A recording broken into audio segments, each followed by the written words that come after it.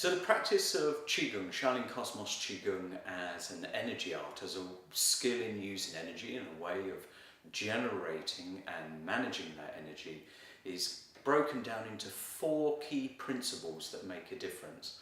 One, it's not just a physical exercise. This is a really important part of making the difference between a skillful energy exercise and one that is just a physical exercise. Now, as we know, physical exercise has its benefits. It can get the blood flowing around the body, it gives our mind something to do, it can create physical fitness as well, and all of those things are very useful.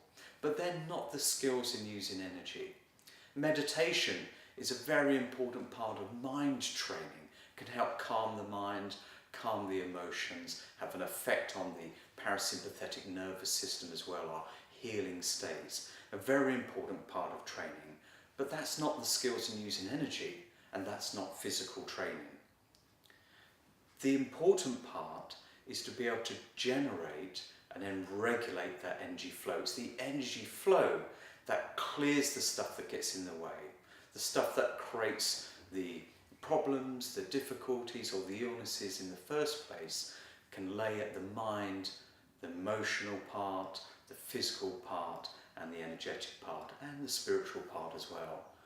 Now, Qigong training, Shaolin Cosmos Qigong training, trains the physical, the mental, the emotional, the energetic and the spiritual, all parts of our makeup as a human being.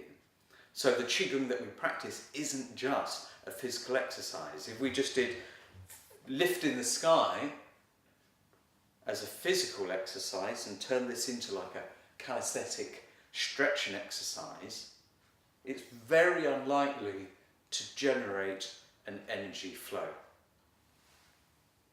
It's just physical stretching. And it is the skill in using energy that we want in order to get all the benefits that is reported in part of training Shaolin Cosmos Qigong, the skills in using energy. So we're going to teach you how to actually turn it from a physical exercise into an energy exercise. So 2, it's not what you do, but it's the way that you do it. Again, if you just moved your arms around in a form that looks like Qigong, you're not going to get the energy flow. So what is the way that you practice Qigong to turn it from a physical exercise into an energy exercise? Well, that takes the mind, the intention, the breath, the physical relaxation, the emotional relaxation, the mental relaxation, and also the way that you're actually practicing the exercise in itself. Now, all of the exercises, the physical parts of them, can be turned into a skill, like lift in the sky can be lift in the sky as a physical form, or the skill of lift in the sky in terms of entering a Qigong state of mind and generating an energy flow. So as I'm talking to you now, as I have a skill in using energy, I can actually lift the sky to generate an energy flow. And then at the end, when I let go, my energy flows and therefore gives me more energy and clears things as well. So not looking at Qigong just as a series of physical exercises, but actually what was passed down from one of the great masters, Jan Zhangfeng, the originator of Tai Chi Chuan, who brought the mind part of the training of meditation together with the physical part of the training of his Qigong and Kung Fu, and also the energy part that he got from his Qigong training. He put it all together into one single part of the training. Now, having that combination of the mind, the body, the energy as well, then turns it into the skills in using energy. Qigong as an energy exercise. The third part, the important part, is that it's not the quantity of exercises that you do, but the quality. Lots of people spend hours and hours training in order to get the benefits from things like Qigong. But actually, the practice that we have can be taken down into a very simple 15-minute daily practice. Now, you can practice that in the morning and practice it in the evening, or just practice it once a day to get the benefits. That's just a 15-minute practice. Sometimes that just takes 10 minutes. And because you've got the skills in using energy, the skills of being able to enter a Qigong state of mind, the skills in being able to generate an energy flow, regulate that energy flow, and the skills of coming to stillness means that it only takes that 10 or 15 minutes to get the benefits as well. A lot of the skills that we practice in Qigong, the skill in using energy, you can apply to everything that you do, stuff that you do in your everyday life, and you can apply that directly and instantly to those things. We're going to talk to you through that in the courses and maybe some other videos as well. Now, that brings you on to the fourth part, which is the energy skills can be used anywhere in your life. That's really important because there's lots of things that we do in life in terms of physical exercise or mind meditation where we don't always know how to bring those things into everything that we do.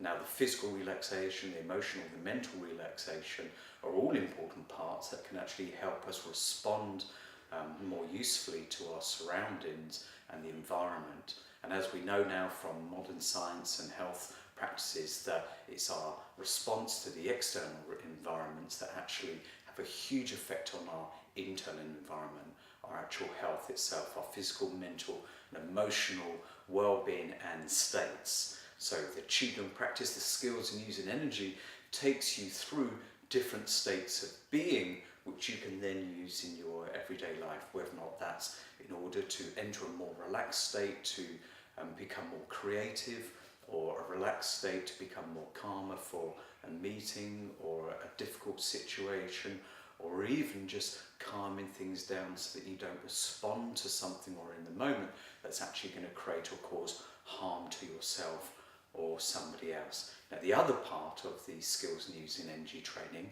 is that you are actually developing more energy.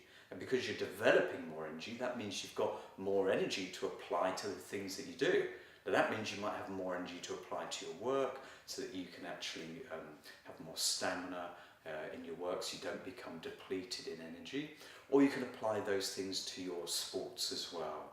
Or if you want to go mountain climbing or walking or running, you can use these skills and use an energy for all those things.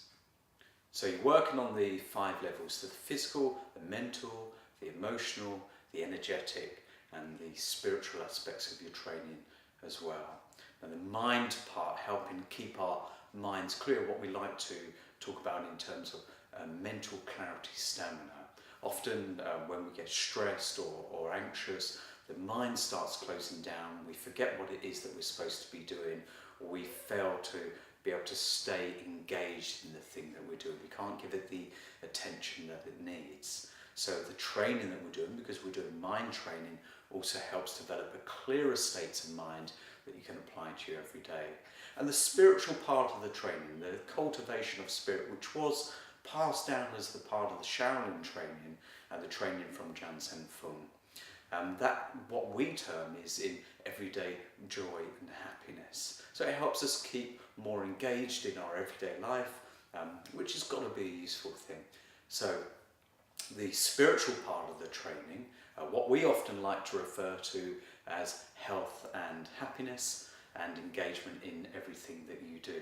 And that all has an effect on not just your internal well-being, but the effect that you have on the world around you as well. So they're the 4 key principles that make a difference between taking Qigong as a physical exercise into a mind, body, energy, spiritual exercise.